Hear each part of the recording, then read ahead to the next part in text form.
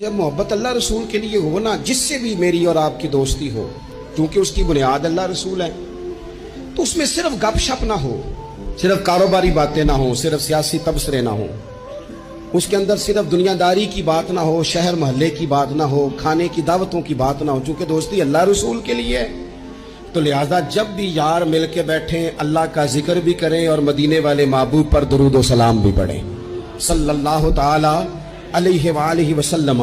बड़े मसरूफ रहते थे हज़रत उमर फारूक रदी अल्लाह ताला। हुकूमत की मसरूफियात थी, लोगों से मुलाकात थी, जिहाद के मौके बड़े मसरूफ रहते थे, लेकिन फिर भी जब अपने दोस्तों से मुलाकात होती ना, तो उनके हाथ पकड़ के एक जगह पे बिठा के कहते, सजनों आओ जरा कुछ अपने ईमान में इजाफा करें। लोग कहते हुजूर क्या करना है? फरमाया आओ ना बैठो, कुछ अल्लाह का जिक्र करें, कुछ मदीने वाले महबूब की बात करें। आ ना मेरे दिल आमना की लाल की बातें।